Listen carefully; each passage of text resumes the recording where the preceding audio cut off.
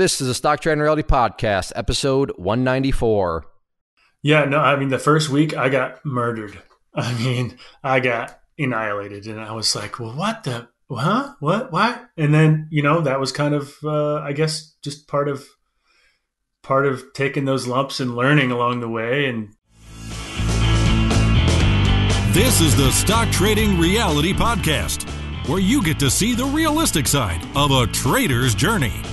Get inspired and stay motivated by everyday normal people who are currently on their journey to trading success. And this is your host. Thanks to his daughters, he now knows how to do a French braid. Well, he thinks. Clay Trader. Yeah, it really does. I don't know what it makes me. I'm not. Maybe it doesn't make me anything at all. But I'm pretty sure I do know how to do a French braid. Thanks, Joy, my oldest, who is 6 right now. She has taught me how to French braid, and I've heard of the French braid before, but as far as executing the French braid, I had no idea how you would ever go about it. But in all reality, it's actually not that difficult. So if you need your hair French braided, I guess I'll help you out. It might be kind of awkward, but yeah, I know how to do a French braid. So I'm going to toss this over to Ches. Ches, first off, let me break it down. Bullet points. First bullet point. Have you even ever heard of a French braid? Yes, I have definitely heard of it. I do not know what it is off the top of my head, but if you showed me, I'm sure I would. Okay, so 2 would be, I'm assuming, do you know how to do a French braid? That's going to be a hard no. Okay, I hard do no. Not. Well, if maybe Joy can show you at some point, because she's quite the good teacher, and she explained it in a way that I got it within like a couple of minutes. So if you ever That's pretty good. If you ever need to know how to do a French braid, if Kelly Trader, your wife, is ever like, hey, baby, I don't know if that's what she calls you or not. Hey, baby. Yeah. Hey, baby, I need my hair French braided. Then I'd be happy. Joy taught me. I just say, well, that might start a conversation. Who? I'm like, well, yeah. No, don't. Yeah. So you want to add a little bit more context into Joy taught me. That would probably make her a little more comfortable and make a little more sense. In trading, context is king. Also in life, in certain situations, context is also king. So you'd want to add some context there. But yeah, French braid. I'm an expert. So the things. I'm also very curious. What is in store for me? Having 3 girls. What else am I going to learn over the next several years? I have no idea, but French braid. How to scare off potential suiters. That's what you're going to have to learn. Yeah, I got my gun safe is already, I think I've already got that one covered. But from the girl, who knows what I'll be learning about. But anyways, we have a great, awesome interview today. And before I forget, make sure to stick around to the end of it, because we go through the fun questions, and then our guest remembers, and he goes into this, few minute little spiel, and it was great. It was, wow, yeah, that makes a whole lot of sense. And I think people can either maybe relate to it, or maybe it's something that helps identify why, maybe you're struggling, or, something that you may need to consider doing, within your, current stage of your journey. But make sure to stick around to the very end is what I'm getting at here. Our guest today is kind of a blue chip member, meaning they're very active in the chat room. They've come to several meetups, so I've met them in person. And I mean, as you'll discover, Ches is literally friends with him. They have become like real life friends. So he's somebody that we've been trying to get on here for a while, and life happens, stuff happens, but now we're just able to do it. And, he goes by ElkTrout in the chat room. So if you remember, this is ElkTrout. Blake is his real name.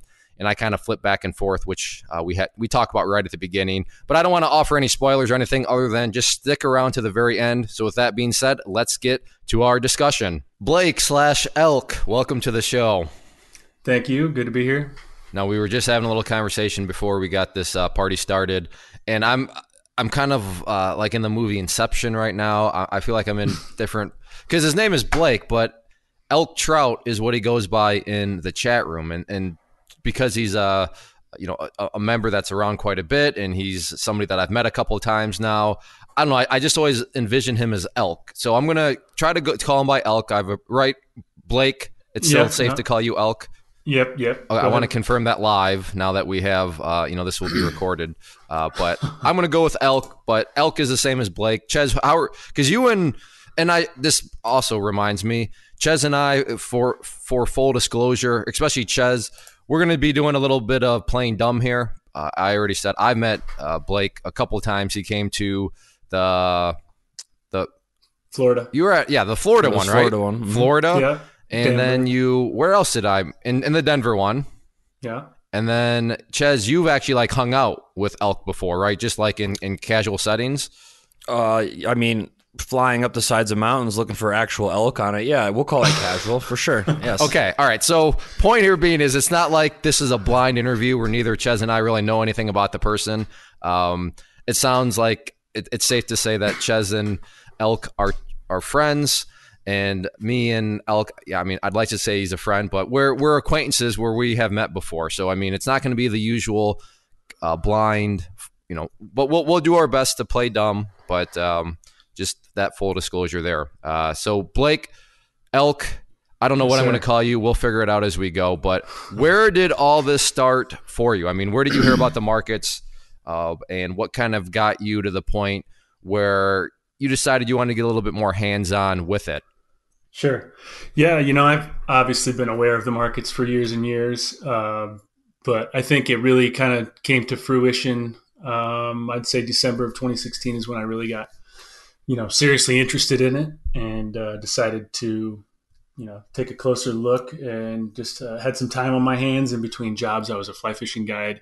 It was during what we call mud season here in the fall where there's kind of not much going on. And I was in kind of a transition period and just looking for something else to do, maybe another stream of income, and started exploring it and went down the same path as I think a lot of people do and kind of found myself dreaming of being rich from buying a penny stock or two and watching it go to the moon, So after that, I found you and the rest has been history. But so even short. Prior to, all right, man, good interview. It's been great. All right, have a good one. We'll see you later, guys. Thanks. Yep. No, so obviously, you got some time on your hands during mud season, but did you just go down the YouTube rabbit hole, or did you find clay kind of relatively fast? I feel like I know you definitely kind of skipped some parts there. Yeah. But yeah, I'm going to assume you just went down the Google or YouTube rabbit hole to start. Yeah. I did. Yeah. Yep. I mean, purely Google. Once I found out, what I thought was the potential to, what I thought existed, the potential to quit my job and, be a full-time trader like all the gurus kind of tell you, standing beside their bikini-clad women and Lamborghinis. And I thought for sure that's what I was going to do, So, but I just searched Google, YouTube, and then, was able to kind of weed through the BS pretty quickly and found clay. So, well, that's good. So at this point, did you already fund an account though, after just kind of watching that, I'll call it introductory stuff from Google? Yeah. It was not, I wouldn't call it an account. I mean, it was Robinhood back in the day. And, it was a matter of a couple $100. So I wouldn't call it funding, but yeah, money to put in there and buy a couple hundred shares of or thousands of shares of penny stocks with and kind of see what happens. But so yes, I did. Now I want to backtrack just a tad. You said you weeded through the BS quite quickly. Yes. And that's great.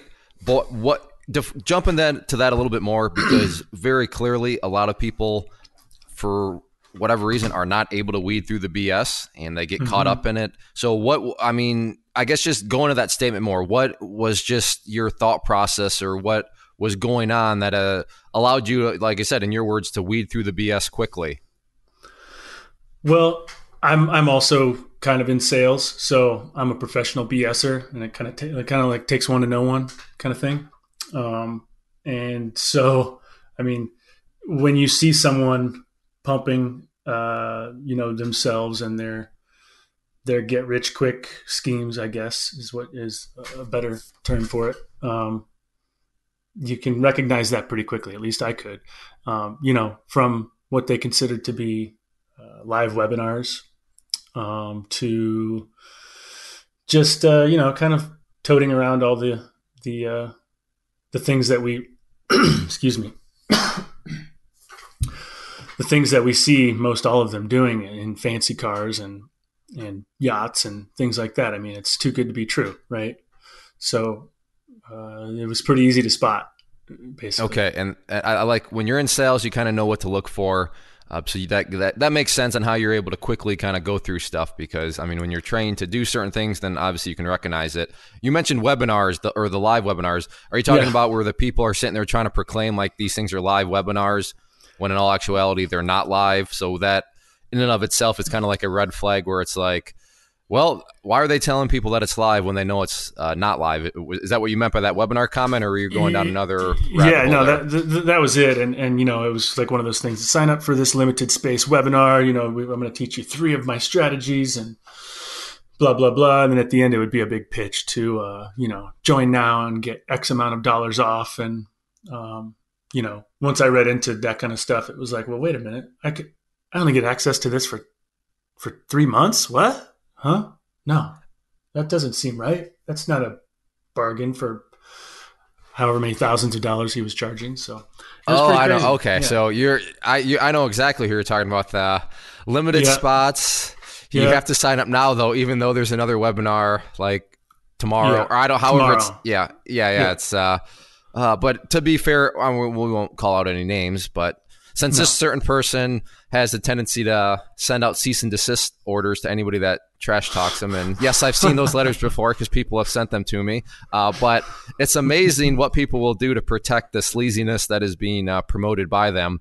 But like I said, to be fair to that person, a lot of people do that where it's supposedly a live webinar, limited spots. You have to act now. And that's just, you know, the scarcity marketing tactic as it's known by. I mean, just make people think that there's a limited amount of spaces. Those spaces are disappearing, so you better act now. But if you were to go and watch that webinar, like you were saying, the very next day, it's the same exact scenario. It's the same exact wording because it's a total recording. It's not live at all. So, yeah, that's thank you. That's what I wanted to kind of just delve into one little instance where, if you kind of stop and think about it, would you agree that you don't even have to necessarily be in sales to recognize you got to stop and think for a second. It's like, wait, that doesn't make much sense. Just a little common sense will do you, no doubt. Yeah, exactly. A little common sense will do you. So now, go ahead. Oh, I was just going to say, but you know, on the other hand, it's a business. Business is business for those people. And if you're dumb enough to buy into that, then you deserve to lose your money, kind of like trading, you know? So I am free markets, and you said it perfectly. Hey, good on them. If you are that dumb, if you are that greedy, if you are that fill in the blank that allows you to go down the rabbit hole, then sorry, they got you. Just whatever, it is what it is. Your own greed got the best. Your own greed blocked your common sense. Exactly. I don't fault them. But you know, I'm complaining about it now, but that's the whole idea is we're trying to make you aware of it. But, and this is especially why I still say, I don't feel bad for you, because Ches and I have been doing this for, 3 years now. So it's not like there's not plenty of examples out there of what you should be looking for and not looking for. If you still want to ignore it or whatever, well, Elk, I loved your words. If you're that dumb, tough cookies. Then tough cookies, tough chocolate chip cookies. I don't care. It is what it is. But now you said you weeded through the BS pretty good, and that's great, good conversation. But then you said you funded an account, and then you you put it into some penny stocks, right? Oh yeah, totally. So and I guess I'll hit you between the eyes because we're friends. But it sounds like you didn't quite weed through all the BS, because what you did is still kind of technically BS, right? Yeah. With what you know. Yeah. So is this an instance of when you don't know what you don't know? Well, you didn't know that you were still actually doing some BS? I would say those words, when you don't know what you don't know, are a perfect description of kind of the journey of a lot of traders. Because you just don't know until you don't know what you don't know until you figure it out. And sometimes it takes some trial and error and some bonehead moves, you know? Yeah, I think the big emphasis, though, is that, rubber definitely needs to meet the road, and I absolutely started in penny stocks as well. But I was like, oh, this will be different this time. And I was like, oh, no, it's absolutely not different. Didn't take me long at all. But if you don't mind sharing, how big was this Robinhood account that you did ultimately fund and start using? Oh, I think I put like $500 in it. And, Okay, so nothing that's going to break the bank. You're not going to be able to not pay your cell phone bill, and your car's going to get repoed or anything like that. So, okay. Well, how long were you in the old penny stock realm before you thought there might be some greener pastures elsewhere? Literally like 3 weeks. Not because I ran out of money, but just because I found Clay, found you, found the community, and was hit between the eyes a few other times with some more knowledge and common sense dropped by some community members that were, pretty convincing. So I realized that I had no idea what I was doing and pretty much stopped everything at that point. So. Yeah, that is pretty good. And to be fair, it is kind of, I keep forgetting that you did discover this whole community relatively early in your training journey compared to some other people's stories. So you hit the brakes, obviously on the advice of a lot of people. And I mean, you're not trying to blow up all the $500. I mean, where you go from here? Did you say, I'm going to try a course, or I'm just going to hang out in the chat room and lurk for a little bit and try to, reconstruct these alerts? Or, what did it look like at this point after you're like, okay, penny stocks is definitely not what I want to be doing? Yeah. Well, before you answer that, Blake. Yes, sir. I'm just curious, how did you find those penny stocks that you just stayed in for about 3 weeks? Duh, where else? StockTwits.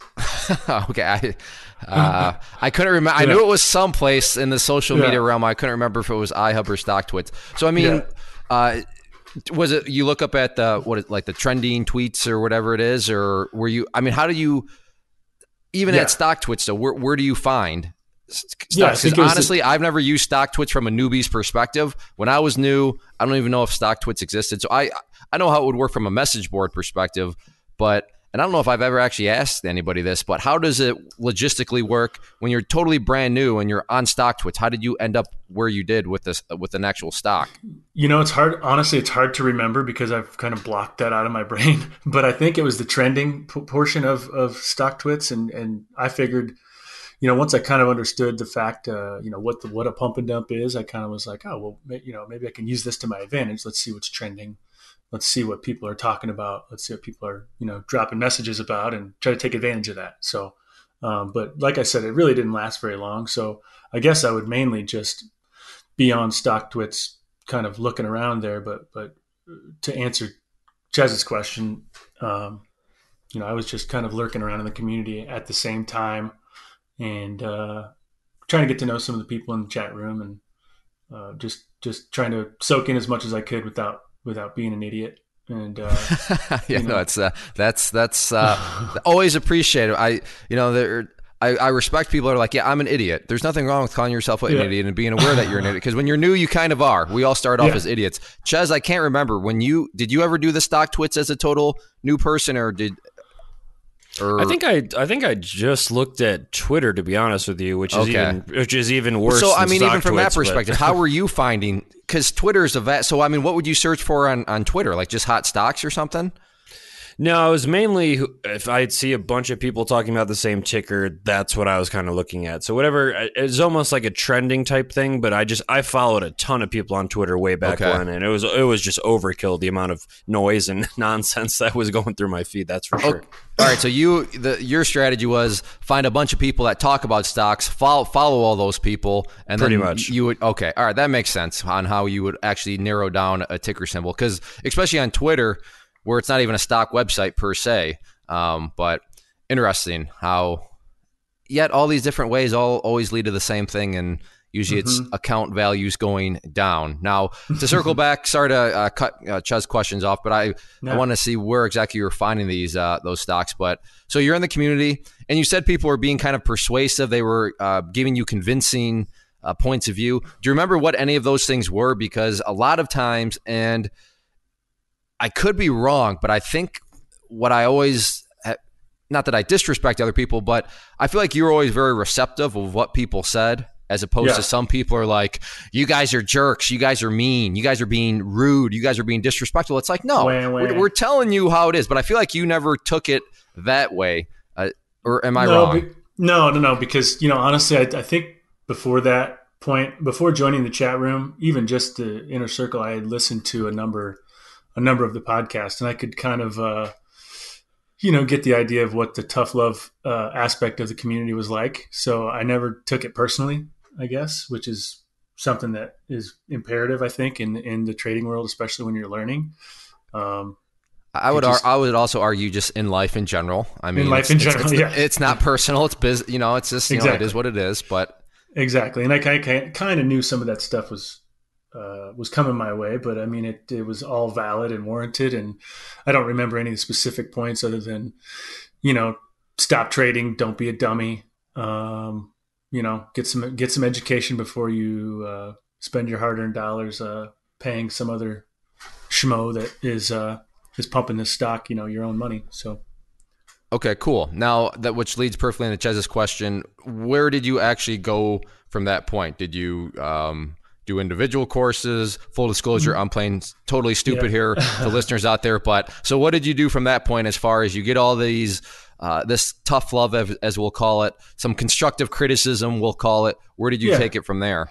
Yeah, it took me probably just a couple months worth of time in the chat room to decide that this is something I really wanted to invest my time and money into doing, and decided to just get CTU, the full package, and did the payment plan, which at that time was good for me just because I didn't have a ton of time while I was working to, soak up all that material at once anyway. So it worked out really well to be able to kind of work my way through those courses and, spend the proper time that it kind of takes to digest that material and then kind of practice it at the same time. So, and it is cool because I'm pretty sure I met you after the first or second payment you had made, and you were so stoked to get into the next one. And I was like, all right, let me tell you the story about me and how I flew through it, and that was foolish to do.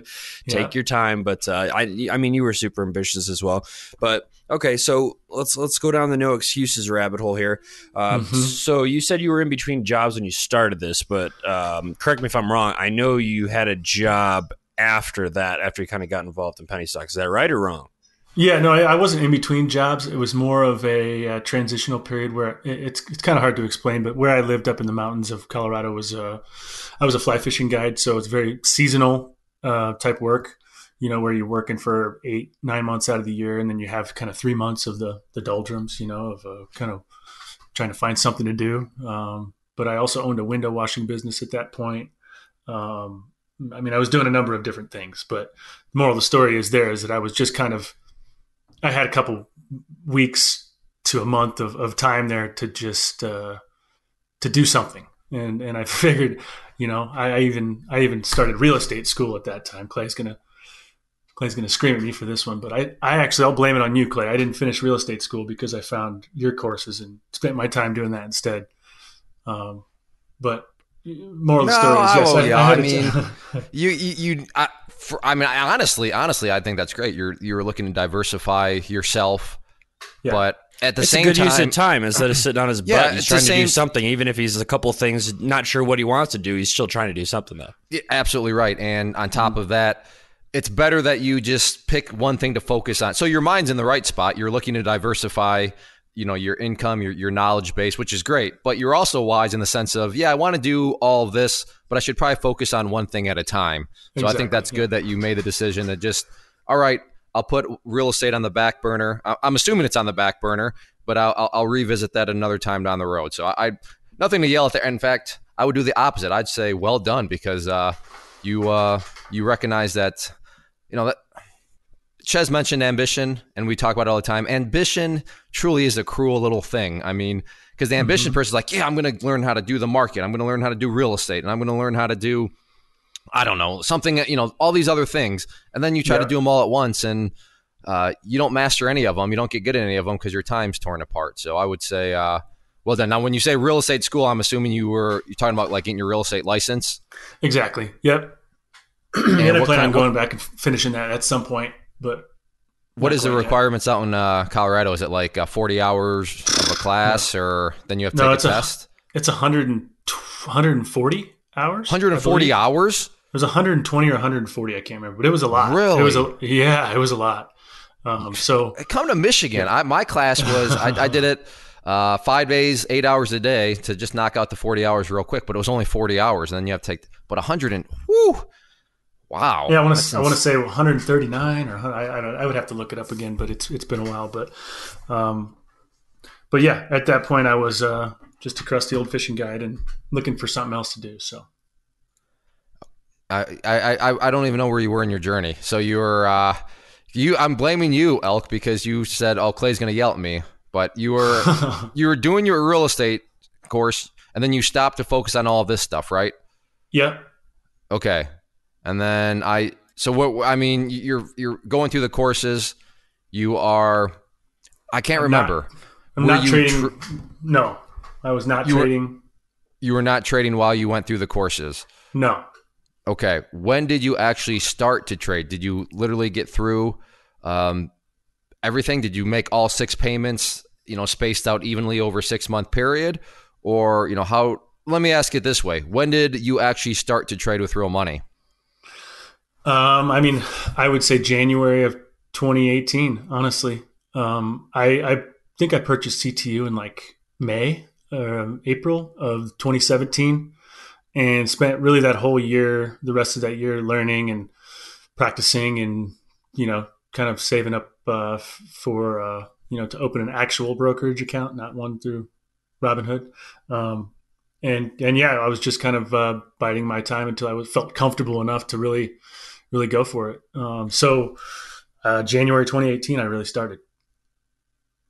Now, so you go through the courses. How were you practicing while you're going through the courses? That's what I usually recommend for people, but not everybody kind of follows the same logic of that. Or did you just kind of go through the education and you're like, okay, I know what I'm doing. It's time to put the rubber to the road. Yeah, I honestly did not paper trade much. I did try it through Thinkorswim.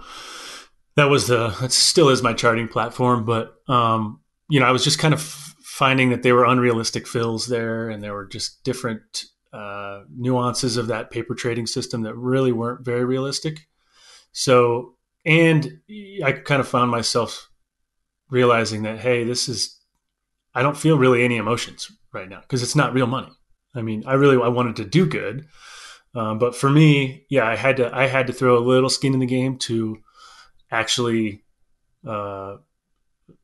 feel those emotions that you feel and hear those voices that talk to you constantly when you actually are trading with your real money. So I really kind of skipped over the paper trading part, to be honest. I probably did it for a week and a half, and then went straight to real money. But I went very slowly.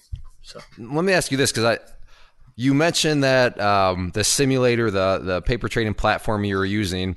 Correct me if I'm wrong. It seemed a bit sketchy. Is that a fair assumption? Yeah, I would just say not realistic. I feel like I'm getting filled better at prices than I should. I mean, is it safe to say that you didn't feel quite right about it because things seemed maybe a little bit unrealistic? Yeah, 100%.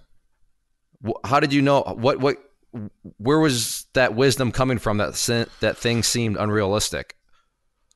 I don't know. Honestly, I don't have a good answer for that.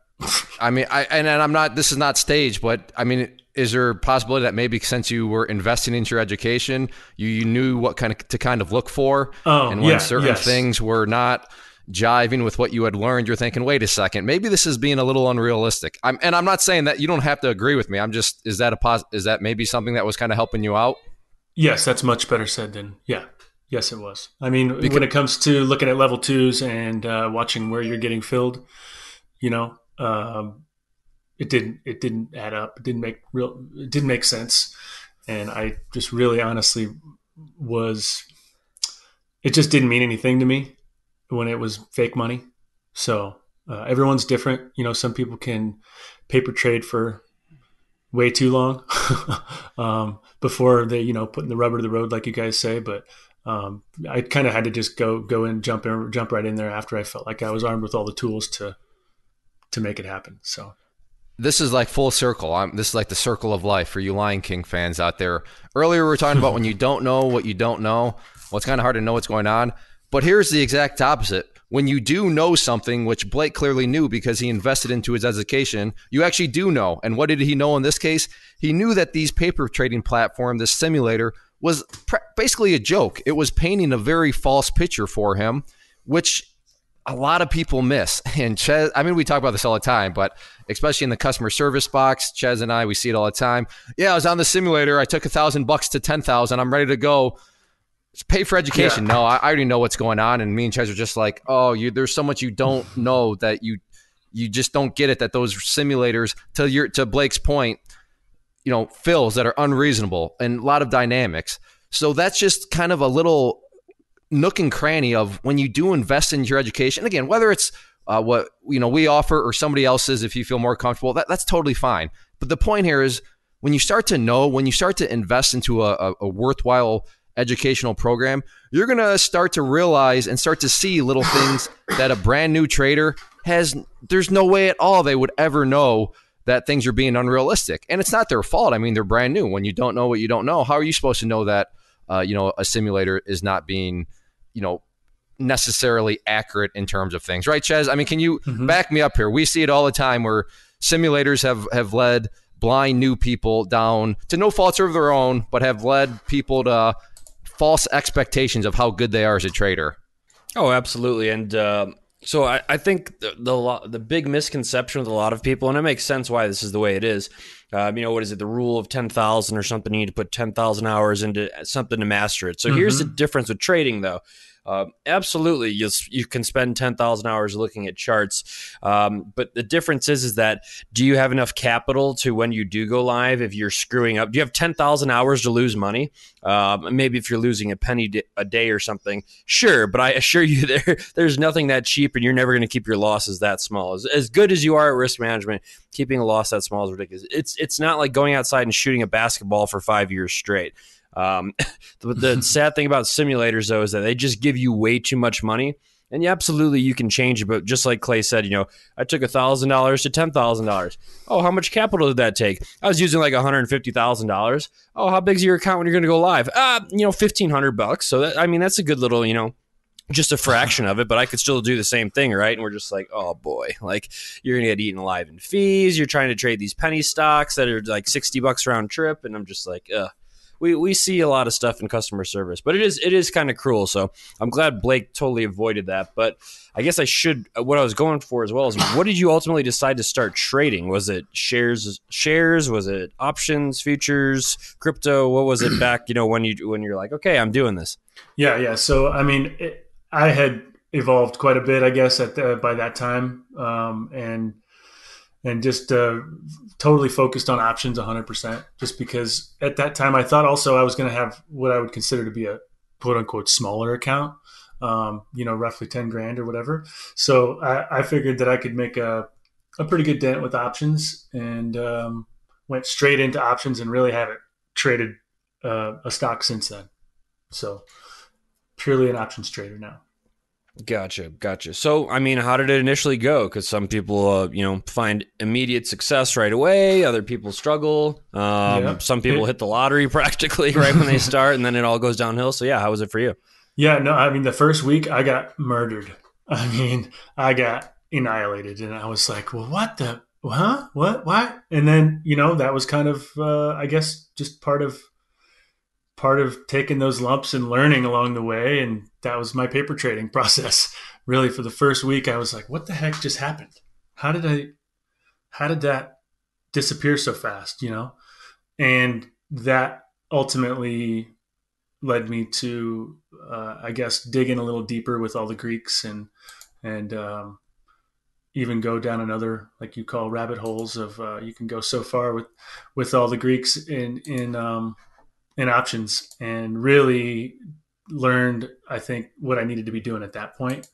So, and I'm saying week, that's not any time at all, but I realized at that point that I needed to even pump the brakes again, and took a couple more weeks to kind of regroup and learn, kind of hone in my strategy, what it was going to be, and why I lost that money, why I figured out why all that happened.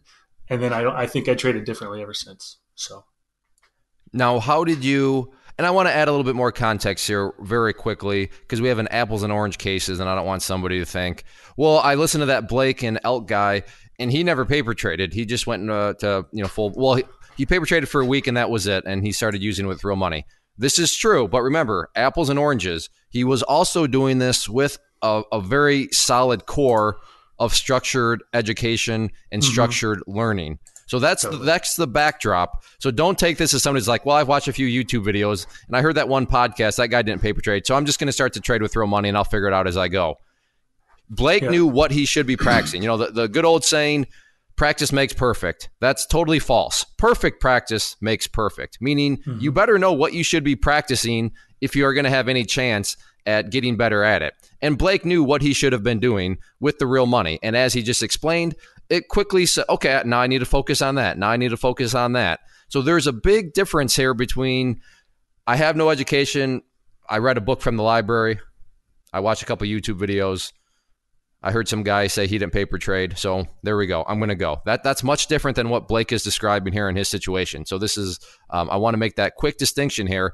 Because Blake, I would argue, you know, I mean, paper trading, it works for some. Others, I totally get your point of view. But the big difference was you had taken the education component very serious. And, you know, it led to you knowing kind of, it guided you. Because once again, when you know what you know, you have a much better idea of what to kind of focus on. My question, though, is how did you control risk? Because you knew you were going in and you're like, yeah, I probably should be paper trading, but I want to get some emotions involved with real money. Yeah. So what was your main, I mean, was this just a real small account? I know you'd mentioned the $10,000 number, or were you just limiting yourself to, you know, X percent of the account that you would actually put into a trade? I guess what I'm trying to ask is, how are you controlling risk given that you pretty much knew you were stepping into territory that was still kind of in the learning phase? Yeah, I mean, I followed the rules of what I learned ultimately. And, you know, and when I say I got murdered and got my butt kicked, I mean that I just took a number of losses in a row.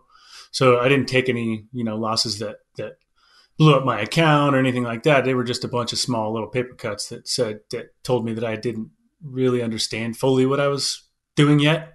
So I would say, I mean, I just followed the rules of what I've learned. So without giving too many secrets away, you know, I was using the RVR principles and using stop losses and doing the things that I was supposed to be doing. So.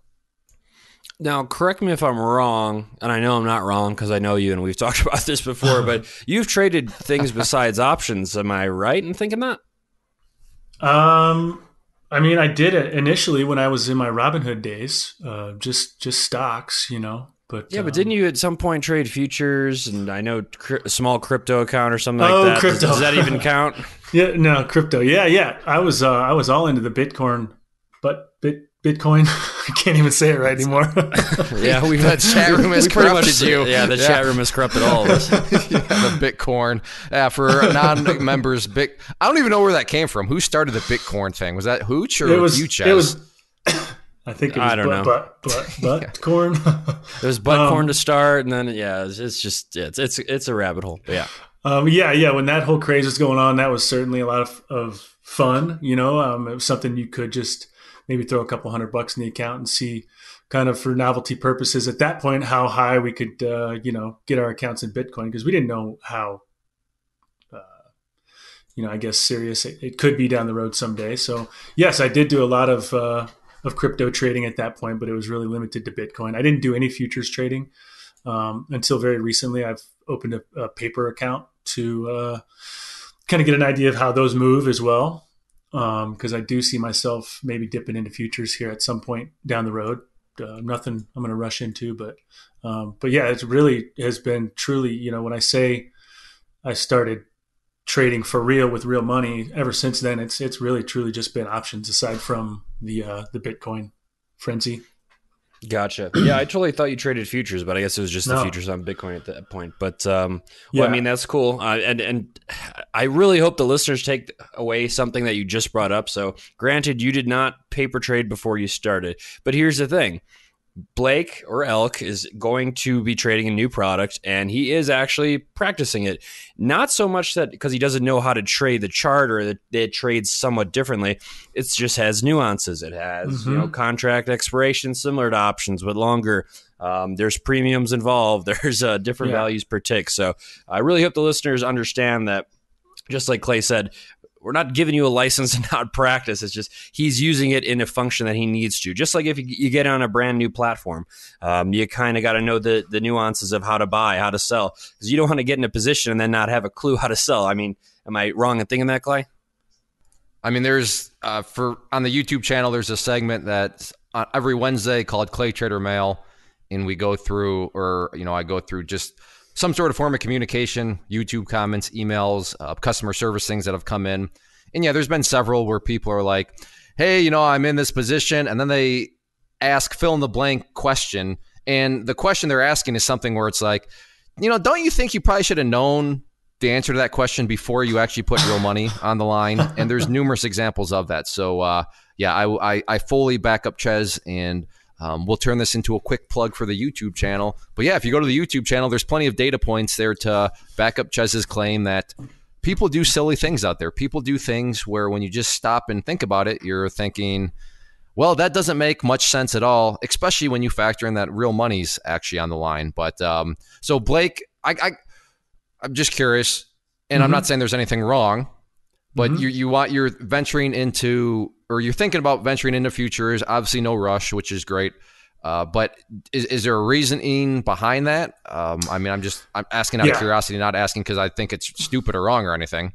Yeah. So since I've taken the education, since I started this whole thing, I would call it a project, I have gotten another job that is what I would call a real job. I'm not guiding fly fishing anymore, and it takes more of a 9-to-5 kind of an effort, which is oftentimes during trading hours. So the benefit to futures is that they are trading around the clock, and there's enough liquidity in them to be able to trade them at odd hours of the day. So that would be one reason why I'm looking at doing that. The other is just very much like options, the leverage that it offers. So no, you can that makes sense. I thought it might have something to do with the time schedule, but one thing I do commend Blake /Elk/ whatever we're calling him is I do respect your hustle. I know that we've been trying to do this for quite a while, the podcast itself, but a lot of times he's just been out working, out of service, or just out there making it work. I mean, he's one of these guys where, I mean, sure, it's frustrating every now and then, but at the core, it's like, well, you can't get too frustrated because the guy's just out there hustling and, creating some cash flow for himself. So, I mean, you definitely do hustle. So that makes sense. I mean, if you got in your words, the real job now, and it's conflicting with time schedules, which also brings the point. That's the beautiful thing about the markets is, Ches and I, we talk a lot about the stock market, but there's lots of other markets out there that can fit your time schedule if you do work, the real job during the day. And, even if you have a real job, you can still do the stock market stuff, but lots of avenues out there. Now, you are still trading options right now, and you're one of these guys, if I can remember right, you like to just focus on a couple different ticker symbols, right? You're not one of these that's always looking for various options. I mean, don't you have a couple of bread and butter tickers that you enjoy trading? I do, yeah. Mostly just SPY and Tesla. I love shorting Elon. I love buying puts on him for some reason. But that ticker alone is just so volatile and has such large swings and does still kind of follow the rules when it comes to when I say follow the rules, technical rules of charting. So it's just a great one to trade. And yes, those two are my main ones. I mean, I'll still trade Netflix, Amazon every now and then towards the end of the week, and Netflix, Apple, Facebook. We'll dip my toes into those, but I'm mostly trading, the S&P 500 and Tesla, along with a few others. Now, recently, I've started to look more at ETFs just because of my work schedule. Those seem to be something I could work into more of a kind of a shorter term swing trading strategy. So they typically don't move as fast. So I'm kind of evolving into looking at those as well. Yeah, I was just about to say with your new kind of time restraints, I thought you might slowly get into, I don't want to say like long-term investing, but shorter-term swing trade. So that makes, I figured you might go down that route at some point. But, obviously you've been doing this for a bit now. If we were to take a look at your charts, I mean, how cluttered or clean do you keep them? Yeah, and I mean, I've got a few different setups, but I think the one that is my favorite right now is just the one, I've got moving averages, the 50, the 200, the 8-day, the Bollinger Bands, which also give you the 20-day in the middle. And let's see, the VWAP, which is pretty crucial to a lot of the trading that I do, at least the intraday trading. I was going to say intraday for sure. It's definitely a good one. Mm-hmm. And that's really it. And then I have my just my trend lines and my price lines that I draw on there, and that's it. Try to keep it pretty simple. I was hoping I could sell Blake on one of my Forex bots that uses 70 indicators, but I guess he's not going to fall for that. Being a salesman, he understands my pitch already. But you are offering a webinar tomorrow, aren't you, Ches? Limited spots available. They're going fast, right? Sign me up. Yeah, and then towards the end of that recorded webinar, I'm going to be, oh my gosh, there's only 2 slots left. Everyone's buying so fast. I hope you get in. Otherwise, you're going to miss out on being my next millionaire student. But you mean I can trade alongside Ches? You could, except I won't actually be there. I'll be on my my island, my Lambo copter on the island. But if there are some things you want to work on in your trading going forward here, obviously I know it's been a big change in your life in terms of that new time constraint, and I know your family has grown a bit. What are you going to work on? Yep. I still I think like a lot of people, even if they don't want to admit it, still maybe send it a little too hard sometimes, and. Explain send it. I know what you mean, but for the people not in the chat room. Yeah. So it's when you convince yourself that you are right. There's no way that this can go wrong, and there's no way this can go against you. That your chart tells you that this is, it's not going up any higher. So buy another contract here, and just not following your rules. So I need to work on that. I got to be totally honest with myself, which is a big part of being successful, at trading, is being totally honest with yourself. So I would say that is one thing that I need to kind of hone back in the control. Even though I still am trading with, a smaller account, I still have a tendency sometimes to maybe pile on another contract that I shouldn't, or, maybe let it go another dollar higher because I think that it's going to turn around. And when I say that, I'm speaking in terms of, I can't remember the last time I bought a call. So I'm typically trading the downward moves. So that's one thing that I need to get, I would say 100% success rate at instead of 95, Can I, maybe you already do this, but can I offer a suggestion? If not, please. That's, so I mean, well, let's first start off with this. Do you recognize your quote unquote send it moments? Oh, totally. I totally recognize. Yeah. Mm-hmm. Okay. So you recognize a send it moment, and I'm assuming some of these work out, right? Oh yeah. Mm-hmm. Okay. But the ones that don't work out, there's also some of those that I would assume, right? They don't work out, and then you take a bigger loss than what you probably should have. Is that also accurate? Okay. Exactly. So I don't know if it would work for you, but I would take a Post-it note and write send it at the top in quotes. And then after that, put remember with a question mark. And then under that, when you have those send it moments, and then even if they, when they don't work out, even if they don't work out just a little bit, but you know that you did it, but especially on those ones that really hurt, I would just write those ticker symbols down, or maybe even, I don't know, get out a journal and write about them real quick. But even it might just be a sticky note where if you have that just hanging out by your computer or laptop or whatever, I don't know, that might help to just be like, send it, and then, oh yeah, crap, do you remember those ones where you wanted to send it and then you got hugely bit? And that, I don't know, that might help you out a little bit. But it sounds like you're getting it pretty well under control. And I love that mentality, by the way. You want to be right in regards to that, not 95% of the time, but 100% of the time. So maybe that sticky note can help you overcome that final 5%. I don't know. That's just kind of my 2 cents. That might be able to help. But that's a great suggestion. Yeah, sure. Yeah. Anyways, well, we've kind of we've caused you to bash on yourself in terms of weaknesses. But what about some things that you feel that you do well and that you're pretty confident in? I'd say my chart vision's. I feel like it's pretty dialed. Just the lines that I draw, I can be confident in those and trade off of them, and typically experience pretty good results. So I would say that's one thing. Purely because of the fact that I was educated and learned how to read a candlestick and learned all the patterns and have studied them extensively. I really think that I excel at that part. And probably just kind of feeling the market and feeling the kind of trading day it is. I do a lot of what I would consider to be trading by feel, and just saying, trying to feel the psychology of all those people that are you're trading against at the same time. And, you can almost feel when it's about to take a big dump, and I don't know what you would call that, but Well, no, this is great. This is a good talk about. Now, I want you to clarify. At least I think I know what you're talking about. This feel is not coming from like the sun, moon, and stars. It's not like you're sitting there. Tea leaves. Yeah, tea leaves. I mean, I'm assuming this quote unquote feel is coming from these things we call in the world of charts candlesticks and candlestick patterns. Is that a fair, or is this feel being derived from something else?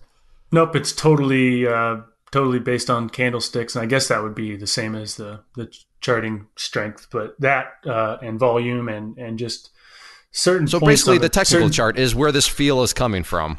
100%, yeah. Certain points on that chart that you can say, all right, chances are it's not going any higher than this. Absolutely. So the feel, again, for you listeners out there, again, we want to keep things grounded in context, because when you're new and you don't know, he's not just saying that this feel is not derived from randomness. It's not just like, well, I think this is going to go up because somebody on StockTwit said something. No, that's not where any of this is coming from. This is coming from his ability to interpret a chart, and that is more than accurate.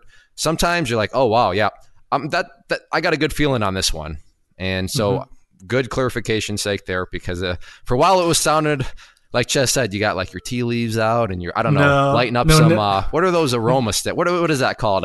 Incense. Incense, yeah. So it's not like you're sitting there with incense burning and candles and like deriving feeling from.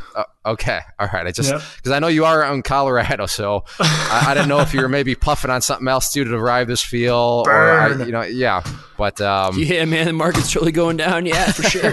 I feel it, bro. I feel it. Yeah, exactly. Oh, that's good stuff. No, and before I forget, how do you do with losses? Meaning, are you pretty good at taking losses when you know that you're wrong, or do you kind of struggle with the stop losses? I mean, how are you doing in that part of the trading? Because that's, I think, one that everybody can relate to. No, that was actually one of the things I was going to bring up. Thank you for saying that. I think at one point I got almost too comfortable. I almost got too unemotional. If that makes sense. Where I would be like, oh, no big deal. I just lost $100 on that Tesla trade.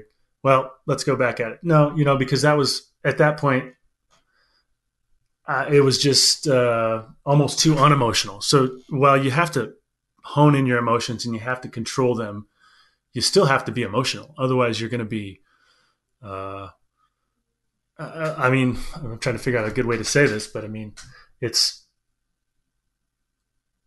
I was doing so well at dealing with the losses that it almost didn't mean enough. Right, that didn't sting enough. It didn't sting enough, but it did, but it didn't. I took all emotion out of it, but at the same, so it almost led me to be reckless. Reckless, exactly. For times when I would recognize when that would creep in, and when that voice was there, I'd recognize it, but yeah, I do fine dealing with losses now because it's just part of it. But I think at one point, when I was being very successful trading, there was also days when, I could be losing too much and be totally comfortable with it. Yeah, that's I mean, you had big swings up and down, and I'm not knocking your consistency at all, but I totally fully understand. That's a great point to make. I never really thought of it that way. Mm-hmm. You gotta understand how you personally are, and you're like, well, just like we talked about earlier, you're like, yep, sometimes I sent it too big. Like I was doing well, and I kept sending it, and ultimately, you give some of it back at that point because you're just slightly on the line of reckless and not reckless. So Exactly. kind of recognizing that is such a crucial thing. I always kind of harp on it. You really have to know yourself to trade really well, because I can already tell yesterday I was getting kind of steamed with my trading, and I was like, okay, this is how I throw more money down the toilet here. Like, time to take a break. But just recognizing yourself. I got to hop in because this is a fascinating conversation. It really goes to show why trading is difficult, because we're talking about such a fine line. Like Blake brought up, it's like, okay, you want to care about your losses, but you don't want to care too much, because if you care too much, now you're going to freeze. You're going to have paralysis by analysis. You're not going to want to make a trade. But then if you care not quite enough, then you can become reckless. And it's just, hey, welcome to the world of trading. It's possible, but it's not Lamborghinis overnight like some people may portray. The human mind is a fascinating place. And this is Yeah. I mean, this is a great point to bring up here about caring versus not caring, because you got to not care and just accept the fact that, okay, I was wrong, but you can't be too nonchalant about it, or else you're going to find yourself like in Blake's situation where, it's. So, I mean, how have you narrowed this down? How do you even recognize this about yourself? I guess that's kind of what I'm at. So, I mean, this was obviously occurring, and it's occurring for a while, but when did you actually realize that, I don't think these things or these losses are actually stinging me enough? I mean, how did you stumble upon that within your own human psychology? I'm not sure. I don't know. I mean, it's this with this game, this trading thing is like, it's psychological warfare. I mean, I've learned so much about myself since I started this, just the psychology part of it, and it's been great. But I think at one point, when I made $3,000 in a day, and then the next day I'd look back and I'd maybe lose $2,000. I'm like, what the heck? How? Why? How did that happen? But I think I got too comfortable taking those losses, and I just kind of tried to dig in and figure out why.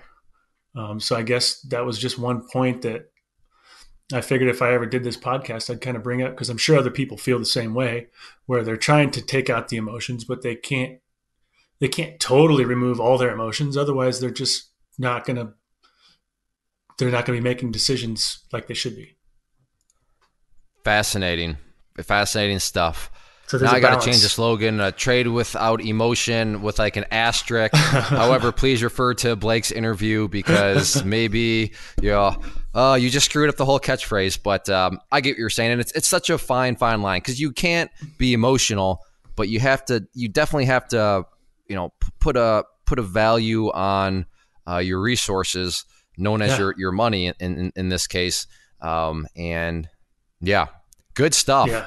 And Ches, do you have anything else to weigh in? I mean, we're all different creatures. So, I mean, none of us are clinical psychologists here, but I think would you agree, Ches? It's probably one of those things where you got to just kind of go down this rabbit hole by yourself, and why risk management is so important, because sure, there may be losses, but as long as there's risk management in play, you'll at least keep yourself from totally blowing up your account. Mm-hmm. Right. That along with reflecting on if you have a string of losers, what am I missing here? Or is this just not conducive to my trading? You pretty much got to be open to taking a hard look and not sugarcoating things going well or things going poorly. You just got to be honest. And I think it's very hard for people to do, because nobody likes to look at themselves and be like, ooh, I really screwed that up. That sucks. Like, shame on me. People would rather, point to, external stuff, which drives me.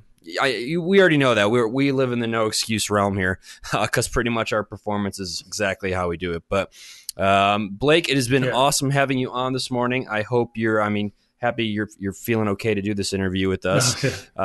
If you were able to, I guess I can just drive it down to you since you're not too far. If I was to lend you my time machine and you could give yourself one piece of advice, what would that piece of advice be? I mean, it's not much different than I think a lot of the people that have been on the podcast say in the past, but it truly is just get educated, as soon as you can. Start as early as you can. I wish I had started this 10 years ago, but those two things for sure. Yeah, and people say, "Well, I'm not very original here," and honestly, that's fine because when people keep saying the same things over and over and over again, maybe that's because there's some truth behind it. But that's just my opinion on it. But it's not like what would really be scary if there was always a different answer. I mean, I guess I'm just reflecting on that now. How bad would that be, Ches, if we never got the same answer for the time machine? Talk about a hopelessness feeling for how to figure out the world of trading when everybody would give themselves a different suggestion going back into time. That would make me not even want to do trading because there's clearly no common underlying theme that can be followed. But that's not the case here. No, I never thought about that. That would kind of be that would be awful. I never really thought about honestly, that. I think that would mean that trading is impossible. I mean, pretty much if we were, if this was a roulette podcast, if you could go back in time and give yourself one bit of advice before you tried to become a professional roulette player, I'm assuming everybody. I would have put it all on black instead of red. Yeah. Or else they would probably all said, I wish I would have never done it in the first place because it's impossible. You can't become a professional, roulette player or whatever. But that's Blake, I'm glad we finally got you on here because, you're like, I don't know, maybe are you burning incense right now? This is getting very deep and philosophical at this point. Yeah, I am feeling burning it. Something else, but no. I don't know. It might be drifting all the way out here to Michigan. I don't know what's going on here, but all right. Well, now this is and now I'm trying to think. I don't think we've ever talked about these things in person, but if we have, I apologize, but I don't remember. What is your favorite movie? And well, I would have said this even if I didn't know it was your favorite movie. I swear, I'm not trying to be a teacher's pet, but I love Dumb and Dumber. It's just the funniest movie in the world. No, there's no problem there. But as the requirement is, you have to give me a quote from the movie. If it's your favorite movie, then you got to have at least some quote in there. Okay. Are those skis yours? Both of them? Exactly. I had my mic muted, but I laughed. Yeah, at the gas station, and then the scene proceeds on where his leg's on fire. What's your number? 555. Isn't it funny how? And then that's just okay. Fine. If you're going to be pushy, then forget about it. But they're good. And those skis yours, both of them. Both of them. Yeah. As he's lighting up the cigarette at the gas station, or no, she does, and he lights it for her. But good man, Blake. That's a great movie. Ches, you got the food question. Favorite food and dessert. Go. Tacos. I could probably eat tacos 7 days a week. All kinds of tacos. Love tacos. As far as desserts go, I'm really not much of a sweets guy. Not much of a dessert guy at all. But if I had to choose one, it'd probably be a solid, big old chocolate malt. You can't go wrong there. Are you a donut fan at all? Not really. No. What? Oh my goodness. Well, this podcast will never air. Gotta watch I just don't understand somehow. People. How can you not like a donut? It's just. I mean, I like donuts, but it's not something I crave. Oh well, I don't know. All right, I'm gonna pitch this business idea to you guys. So I'm thinking of starting a food truck called Fry Guys, and all I do is deep fry stuff. Would you go there? Oh, absolutely. Just a bunch of different things. Just deep frying everything. That's all I'm doing. I'm practically killing my town. Yeah. So, I mean, where is this? So I like the business. I like this because here's a twist. Since you're deep frying anything, you don't specify. You could just go to the grocery store and find out. You go immediately to the sales rack where it's like 30%, 40% marked down. And you're like, this week it's deep fried, I don't know, cherries because they expire in 2 days, but I got my cost basis is very low. So here you go. I mean, you can keep your inventory cost down so low, Ches, if you just because you open it up to frying anything, I thought. So, I mean, there you go. Yeah. Honestly, I'm going to have you on as a consultant because you just saved me about 30% overhead right there just by buying pretty much the bargain rack at the grocery store. It could be like fried kale 1 week. I mean, you don't know. But, just hit up that bin of costs. What are we even talking about? I don't know. Ches, business idea. Actually, what episode is this? This is 194. finally on episode 194, Ches has derailed the conversation. Usually it's me derailing conversations, but I have no idea how I ended up talking about deep frying kale, but I know it's Chez's fault, and I am very proud of this. 194. Yeah, wow. I did actually snap. I need to drink more coffee, apparently. But Ches, let's be honest. How good of a feeling was it for you to totally derail the conversation? And Blake hasn't even spoken for like the past 15 minutes. I mean, it's a pretty good feeling, isn't it?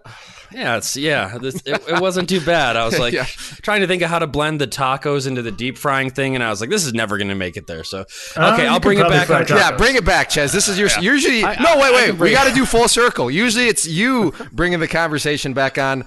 So let me bring it back on. Okay. Blake.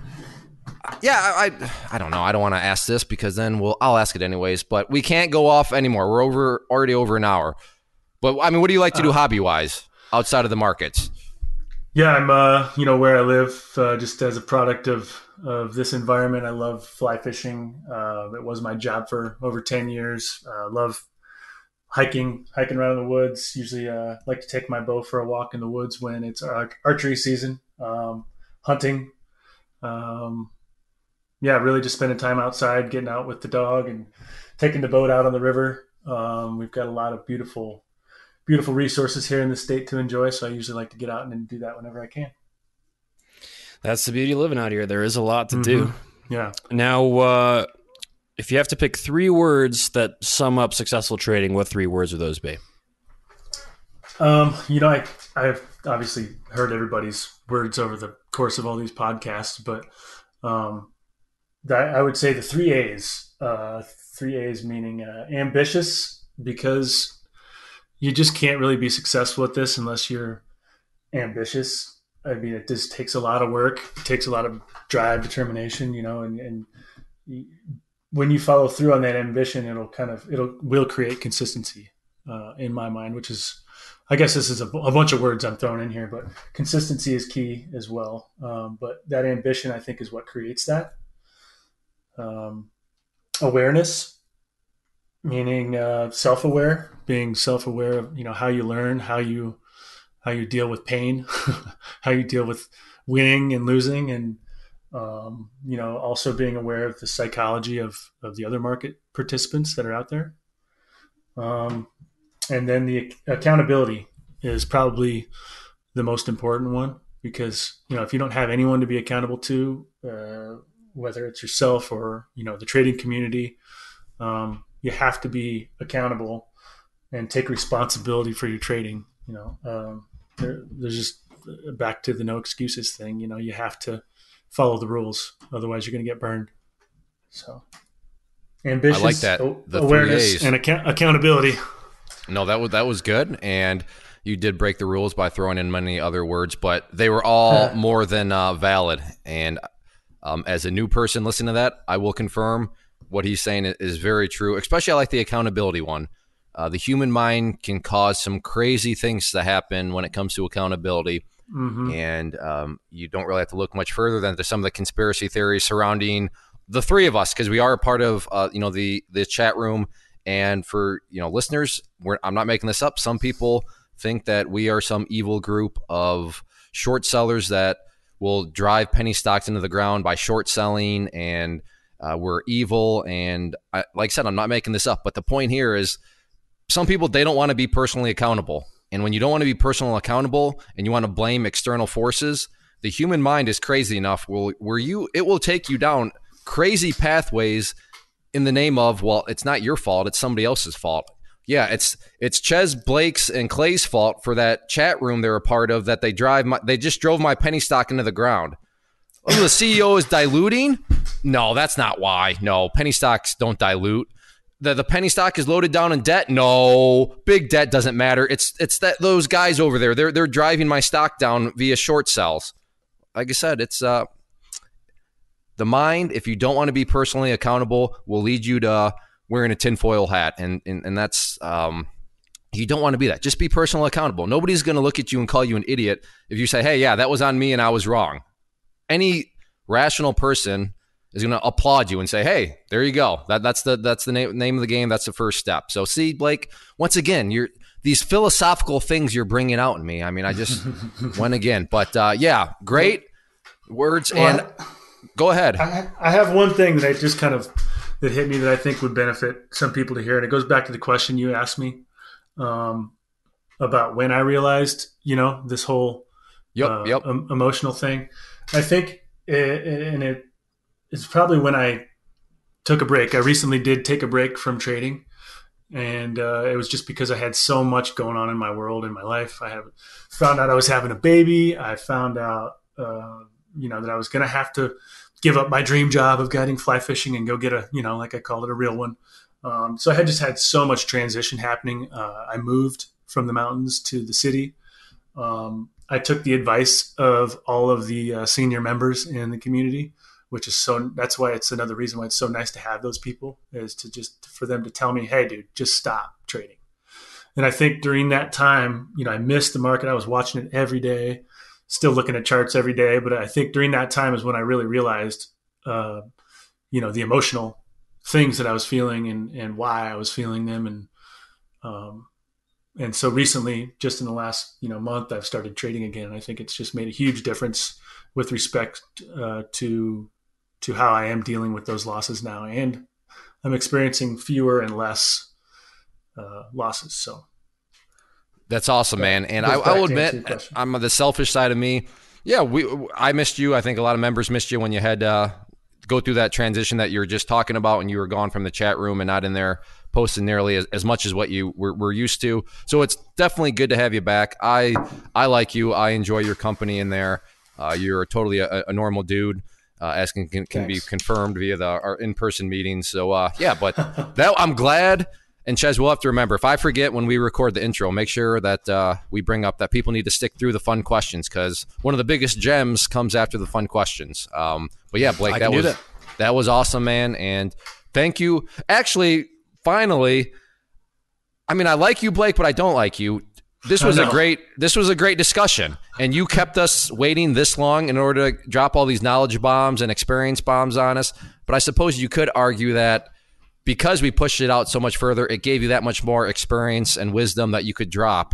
So maybe that's a failing argument on my point of view. But I'm glad we finally got this done. This was awesome. This was a great chat, and we're gonna have to have you back again for sure. And cool. Yeah, man, this was great. Thank you.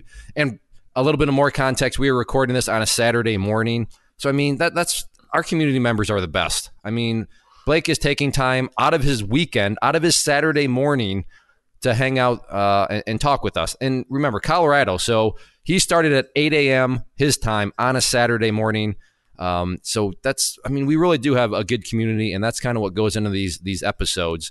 So I'm going to transition that perfectly into this. So if you like this, show us your support. I mean, 8 o'clock a.m. on a Saturday, and you can do that a few different ways. First, if you're listening on YouTube, make sure to check out the rest of the channel. I already brought that up during the interview.